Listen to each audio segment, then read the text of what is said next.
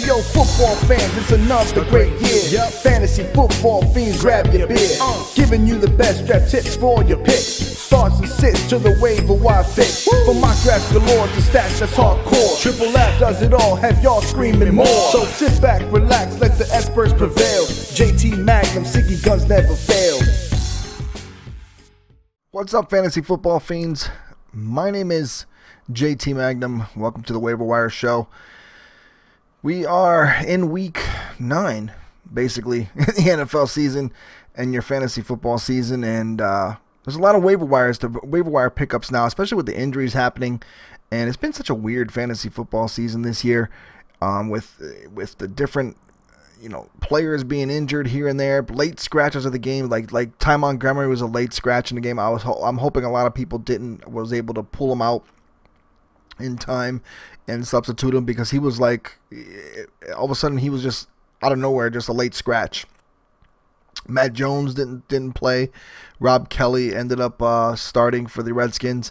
Just weird fantasy season. Like these NFL teams, they're just not telling you anything. It's hard to find out. You have to like wait till the very last minute to find out if people are playing or not. And that makes it really, really hard, especially when with waiver wire and monitoring your team. It's been one of the most unusual fantasy seasons I've ever had to deal with. I think it all has to deal with that questionable tag too. Like, you just don't know what's going on. You don't know if the player is really hurt or is he going to play. The concussion protocol thing, like, you don't know if they're going to play or not. You have to like wait and wait and wait. So it makes doing these videos early, like today is a Monday, obviously, and you're doing these videos early, it makes it really hard to talk about players or to talk about things because you don't know if they're going to play or not. So like, I had Matt Jones as a sit last week, or a start. I don't even remember if he was start or sit, but it doesn't matter. But at the last minute, like, he's all of a sudden he's not playing. It's like, oh, I made that video already, But anyways, let's get into these waiver wire picks. It is Monday. Happy Halloween, everyone. Hope you're staying safe out there when you're getting candy and things. But let's get into the pickups, the waiver wire pickups for week 9. Charkandrick West, and these aren't in any order. I'm just randomly going down a list that I compiled. Charkandrick West from the Chiefs. With Jamal Charles, apparently now he's seeking another specialist opinion. I guess the knee is not right. So now Charkandrick West is the main backup to Spencer Ware, who was concussed in the last game. I believe he's in the concussion protocol. Yeah, that he got hurt. I'm not sure. I believe it's concussion protocol though. And like I just said, you don't know. You don't know if the guy's going to play the next game or not. So Charkandrick West becomes a nice option for the Chiefs. And if you remember him from a year or two ago, he actually put up some decent numbers and decent points for the Chiefs. Number 2, Tim Hightower, the Saints. Mark Ingram was benched. I'm not sure if he got hurt, but I think he was actually benched. He fumbled in that game, was returned by the Seahawks for a touchdown, and I don't even think he came back in the game. Tim Hightower and Travaris Cadet took over the running back duties for the Saints, and I just think that Mark Ingram, I don't know what happened, or maybe he fell out of favor with the coaches, but it looks like he's benched. And the next game for the Saints is against the 49ers, who have given up 6 straight 100-yard rushers, and they've given up a lot of rushing yards this year.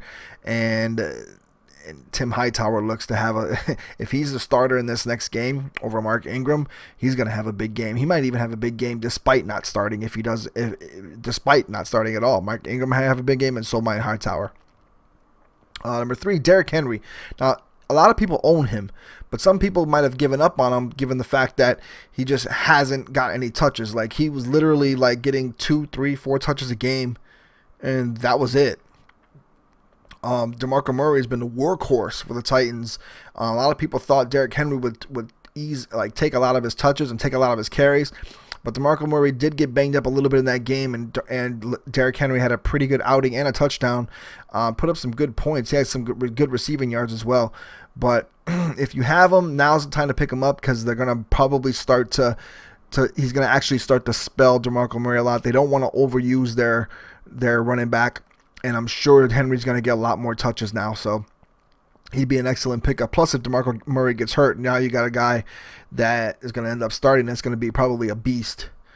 And like I said, I think a lot of people gave up on him. They just got tired of seeing that stat line of like 2-3 touches a game, and they just said, screw it. They went for somebody else. But if you're one of those people, try to get him back while you can, because now he's starting to get touches.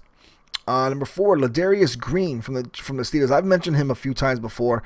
He's coming off the PUP list. Not sure the timetable of when he's actually going to play. There's all these different speculations and all these different things of what's going on with him. As far as I know, he looks like he's good to go, and he'll be back within the next week or two. So if you got him and you have room to stash him while you can, because he's going to be an excellent pickup. Jesse James is a decent tight end for the Steelers, but he's no Ladarius Green. He's kind of like an athletic freak, and they never quite used him that much in San Diego because they had, of course, Antonio Gates. He just can never beat out Antonio Gates, but he's gonna in that offense with Ben Roethlisberger when he comes back, and the way the Steelers, they have so many weapons. He's just going to be another added addition, another guy that just creates mismatches and problems. So he's going to be a nice stash if you have him. Number 5, Vernon Davis. If you have Jordan Reed, or you had Jordan Reed and you picked up Vernon Davis, keep him. Keep him while you can, because they're actually using him and Jordan Reed now. They're starting to rediscover the fact that Vernon Davis actually still has speed and still is actually catching the ball. He looks like he's playing like his old self again. He's not the young Vernon Davis that ran that 4.38 40, but he's still fast, still can burn linebackers. I don't know if you saw the deep pass that he caught on the sidelines against the linebacker in that game against this game this past week. But Vernon Davis is still, he's still got it. He's looking catch, and he's kind of like used like Gronkowski and Martellus Bennett. I'm not comparing them to Gronkowski and Martellus Bennett. I'm just saying they're using that double tight ends, and they're using both tight ends a lot in New England. They use both tight ends now in Washington as well.